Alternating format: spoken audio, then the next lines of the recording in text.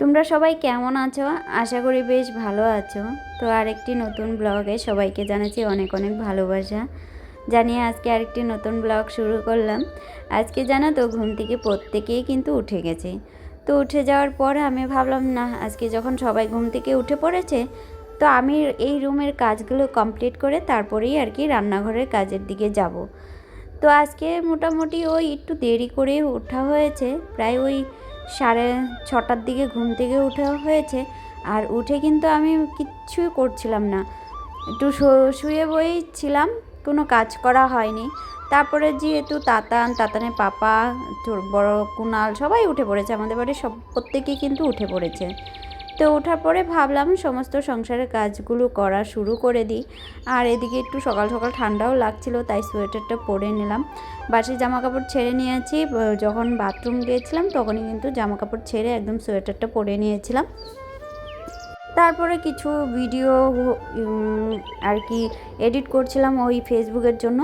তো সেগুলো এডিট করে রেখে তারপরে বাকি যেগুলো রুমের কাজ ছিল সেগুলো কিন্তু করে নিচ্ছি। পরে এই 2 দিন কিন্তু খুব সময়ের মানে আমার কাছে খুব দামি, বিশেষ করে যেহেতু সরস্বতী পুজোর আগের এই ব্লগটি তোমাদের সাথে শেয়ার করা হয়নি। তো সরস্বতী পুজো মানেই আর কি পার্লারে প্রচুর পরিমাণে কাজ, তার জন্য আর কি করব বলো, এই সকাল সকাল সংসারের কাজগুলো গুছিয়ে নিই, তারপরে তো চলে যাব পার্লারে কাজের চাপটা এখন বেশি হবে 2 থেকে 3 দিন, তারপরে আবারও 2 দিন রেস্ট, তারপরে বিয়ের সিজন এখন আছেই, একের পর এক কাজ লেগেই থাকবে। তো যাই হোক, রুমের কাজ কমপ্লিট করে নিলাম, দেখতেই পারছো রুমগুলো গুছিয়ে নিলাম একদম ঝাঁট দিয়ে। এখন চলে আসলাম রান্নাঘরে। তো চলে আসলাম রান্নাঘরে সমস্ত যে কাজগুলো থাকে, গ্যাস ওভেন মোছা, তারপরে ঘর দুয়ার ঝাঁট দেওয়া, ঘর মোছা, বাসন মাজা, সমস্ত কিছু কমপ্লিট করে তো চলে আসলাম জলখাবার বানানোর জন্য।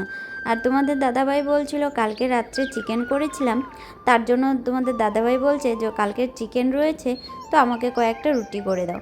তো ভাবলাম তোমার জন্য একা করব কেন, আমাদের জন্যও করে নিই, তাই আর কি রুটি ভাজতে লেগে পড়লাম। আর যেহেতু তোমাদের দাদাভাই থাকলেই রুটিটা খাওয়া হয়, না হলে কিন্তু একদমই রুটি খাওয়া হয় না।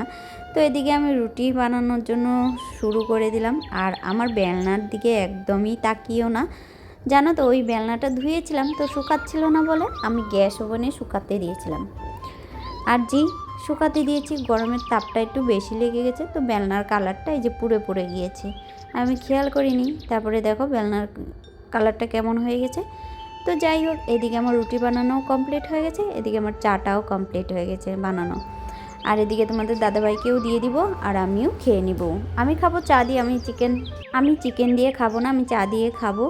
আর এদিকে আমার হাতটাও ধোয়া হয়নি, তো তোমাদের দাদাভাইকে দিয়ে আমি হাত ধুয়ে তারপরে আমি চা খেয়ে নেব। এখানে গল্প হচ্ছে কিছু একটা নিয়ে, ভুলে গেছি কী নিয়ে গল্প হচ্ছিল। তো যাই হোক, তারপরে যেহেতু পার্লারে যাব তাই আর কি চাটা খেয়ে তাতানকেও খাইয়ে দিলাম। আর এদিকে আমি রান্নাও বসিয়ে দিলাম। তো আজকে রান্নার মধ্যে আমি সোয়াবিনের তরকারি করব, আর তার সাথে একটু ডাল করব আর একটু ভাজা করব। তো এদিকে আমি গরম জল দিয়ে সোয়াবিনগুলো ভিজিয়ে নিচ্ছি। আর যেহেতু আমার ভাতটা হয়ে গেছে আগেই, তো ভাতটা বসিয়ে তাতানকে খাইয়ে দিলাম, তার সাথে জামা কাপড় কাচছিলাম, তার জন্য তোমাদের সাথে ওই আগের ভিডিওগুলো শেয়ার করা হয়নি। তারপরে এই যে রান্নাঘরে তো চলে আসলাম। আর তো এদিকে তোমাদের দাদাভাই এটা না সেদিন গিয়েছিল মার্কেটে, তো সেইখান থেকে এই ছুরিটা আর প্লেটটা নিয়ে আসছিল আর কি সবজি কাটার। তো তো এটাতে আর ট্রাই করা হয়নি, কাটাকুটি হয়নি, তো ভাবলাম আজকে ট্রাই করি। তো আর তোমাদের দাদাভাই চাকুটা ধার দিয়েছে, সেরকম ধার হয়নি, সেটা তোমাদের দাদাভাইকে বলছিলাম। তো তোমাদের দাদাভাই বলছে দাও, কাটতে তো পারো না তার জন্য এরকম বলছো, ধার নেই, তো আমি কেটে দিচ্ছি। তাই এদিকে উস্তাদি আর কি কাটতে লেগে পড়লো। আর বিশেষ করে আমি কিন্তু কাটতে পারি না সেরকমভাবে, আর যেহেতু আমার অভ্যাস নেই কাটার জন্য, তাই আর কি তোমাদের দাদাভাই আগে যেহেতু বাইরে থাকে, ওরা কিন্তু ছুরি দিয়ে কাটাকাটি করে, তাই কিন্তু ও বেশ সুন্দরভাবে কাটছে, আমি তো একদমই কাটতে পারছিলাম না, তাই বললাম তুমিই কেটে দাও সবগুলো। এদিকে ও কেটে দিচ্ছিলো আর এদিকে আমি রান্নার জন্য তৈরি করে নিচ্ছি। বিশেষ করে ও ভালোই রান্নাবান্না করতে পারে। তো আমি বলছি আমার যেহেতু কাজের চাপ পার্লারে চলে যেতে হবে, তো তুমি রান্নাটা করো। করলে না না না, আমি বাড়িতে থাকলে আর কি রান্নাটা হয় না। তো যাই হোক ফাইনালি চলে আসলাম পার্লারে। তো পার্লারে ছিল হেয়ার স্পা কয়েকটা ছিল পরপর।